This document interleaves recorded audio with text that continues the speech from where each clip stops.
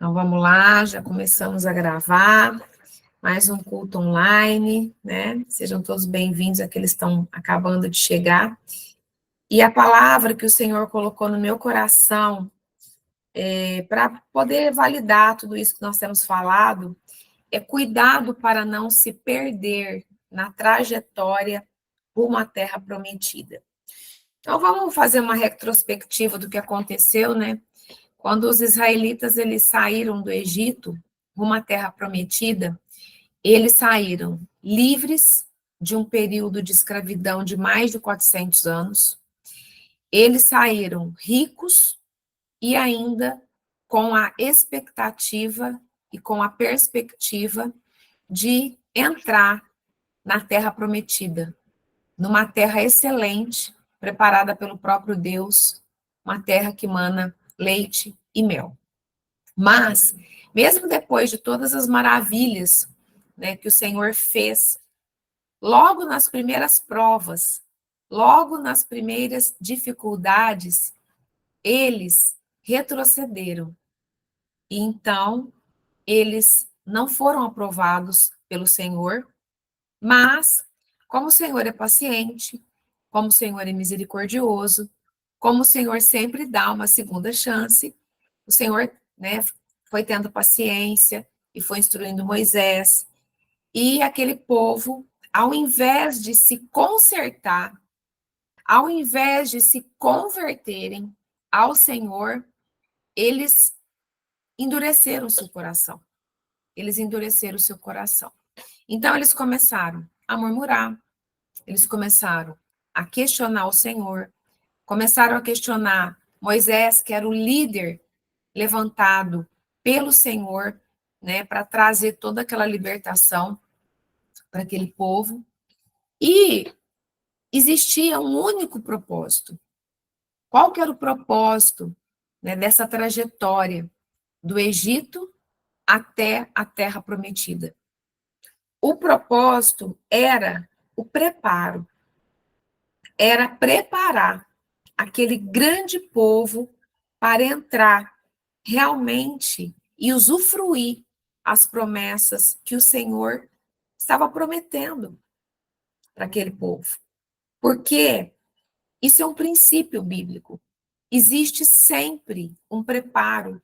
O Senhor nos prepara para nos colocar num lugar de honra. Porém, esse preparo passa pelo deserto. Essa trajetória está incluída um deserto. E só serão honrados aqueles que são aprovados. Prova disso é o número de pessoas que saíram do Egito. Saíram em torno de 2 milhões de pessoas. E daquela geração, somente Josué e Calebe entraram na terra prometida.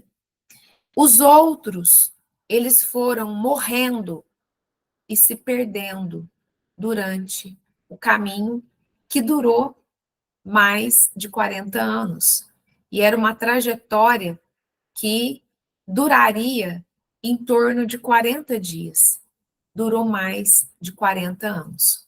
É claro que o Senhor sustentou durante esses 40 anos. E eles não percebiam esses milagres. Eles não percebiam os milagres que eles viviam todos os dias. Todos os dias. A roupa, na verdade, não envelhecia. Crescia com o corpo. O sapato não envelhecia. A comida não faltava. A água não faltava. A presença, a proteção do Senhor não faltava. A orientação não faltava. Só que eles não enxergavam o que o Senhor estava fazendo. Eles não enxergavam, eles não conseguiam processar, né, os milagres que o Senhor estava operando naquele tempo. E qual foi a maior causa disso? Isso é muito importante. Isso é um ponto muito relevante. O longo tempo de escravidão, ou seja, o longo tempo que eles ficaram no Egito, trouxe uma cauterização na mente deles.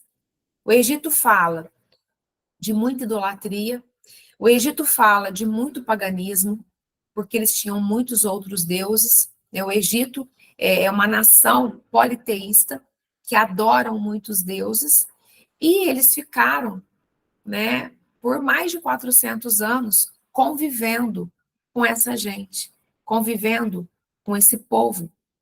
E a mente é um campo de batalha.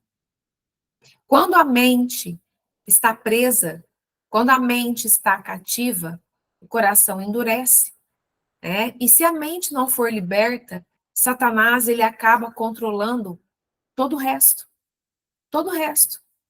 certo? E hoje não é diferente. Quantas pessoas estão sentadas no banco da igreja, no banco de uma igreja cristã evangélica?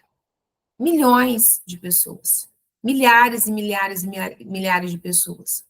Dessas pessoas, quantas estão vivendo as promessas de Deus? Pouquíssimas. Você pode perceber que pouquíssimas dessas pessoas, elas se destacam no meio dessa multidão. Pouquíssimas dessas pessoas se abrem para um conhecimento, para uma verdade que realmente vai mudar a história delas. Por quê?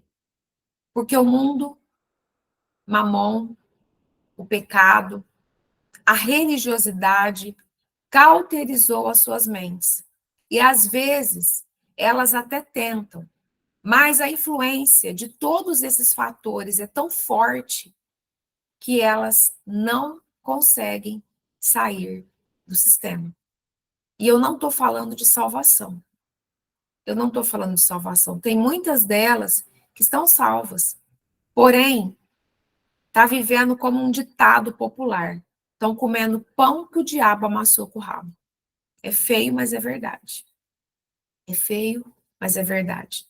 Porque todos os dias chegam muitas mensagens no Instagram, no TikTok, né? Enfim. Então, nós estamos vivendo exatamente nesse tempo profético. Né? No mês de Nissan, no primeiro mês bíblico, nós entramos nesse portal profético de libertação, de riqueza, né? Caminhando rumo à terra prometida, cada um com a sua história, cada um com o seu contexto. E nós entramos, depois que nós entramos no segundo mês de Ar, existe uma chave nesse mês. Nós estamos agora no segundo mês de Ar. É o mês, né, que fala de conexão entre Pessa e a segunda festa, que é Shavuot, que é a festa de Pentecostes. E esse mês também fala de uma segunda chance, uma segunda oportunidade. E de ontem para hoje, né, abriu-se, o Senhor deu uma segunda chance para quem não tinha tido a oportunidade de entrar no primeiro portal de Pessa. Né, o portal abriu ontem às 18 horas e fechou agora há pouco, 18h59. Porque essa é a natureza do Senhor. Eu louvo a Deus pelas pessoas que estão respondendo ao chamado, eu louvo a Deus pelas pessoas que realmente estão entendendo que o tempo que nós estamos vivendo, o único lugar de proteção é esse. Não existe outro. Não dá para ficar coxo. Não dá para ficar com um pé na religiosidade, um pé no pecado e um pé no Senhor. Não. Ou você coloca os seus dois pés firmados em Cristo Jesus, ou vai ter respingo. Isso é real, isso é Bíblia, né? E essa é a natureza do Senhor. Ele sempre nos dá uma segunda chance. Ele sempre dá uma segunda chance para aqueles que estão dispostos a mudar. E paralelamente a isso, né, lá no mês de Nissan, nós iniciamos a contagem do Homer, né? E daqui a alguns dias nós vamos comemorar a segunda grande festa, que é Shavuot ou Pentecostes. E qual que foi o evento que marcou isso no Antigo Testamento? Em Levítico 23, 15 a 16, diz assim: depois, para vós, contareis desde o dia seguinte ao sábado, desde o dia em que trouxerdes o molho da oferta movida, 7 semanas inteiras serão, até o dia seguinte ao sétimo sábado. contareis 50 dias. Então, oferecereis nova oferta de manjares ao Senhor. Então, nós estamos caminhando, nós estamos fazendo a contagem do Homer, nós estamos declarando e decretando um novo tempo, nós estamos declarando e decretando as bênçãos e as promessas do Senhor sendo cumpridas nas nossas vidas. Porque na travessia do Egito até a Terra Prometida, quando completou exatamente 50 dias, Moisés recebeu a Torá, ou as tábuas da lei. E no Novo Testamento, foi depois de 50 dias que Jesus ressuscitou e o Espírito Santo desceu, que é a festa de Pentecostes. Então, quando fazia 50 dias que Jesus tinha ressuscitado, veio Pentecostes, veio a descida do Espírito Santo com poder, né, manifestando com sinais, com maravilhas, com operação de milagres, de dons e conversão de pessoas.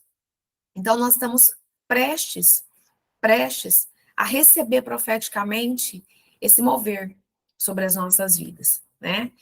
Porém, tem muita gente que entrou no portal de Peça com ainda a mente cauterizada lá em Roma, lá na Grécia, lá na Babilônia, lá no Egito, e questiona, porque nada aconteceu ainda, o milagre não aconteceu, a situação não mudou.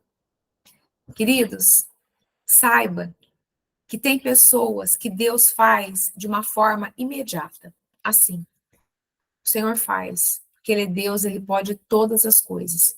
Mas tem outras pessoas que precisam de um tempo de preparo. O Senhor, Ele sabe como trabalhar. Só que uma coisa eu te falo com toda a convicção, na experiência minha. Eu falo da experiência minha porque eu tenho muitos testemunhos de pessoas que eu atendo e que eu discipulo e que eu dou mentoria, enfim. Mas eu estou falando pela minha experiência de vida. São 20 anos caminhando com o Senhor, ininterruptamente, né? Sem me desviar. 20 anos caminhando com o Senhor. O Senhor é Deus que faz. O Senhor é Deus que faz. Só que Ele faz da forma que Ele quer.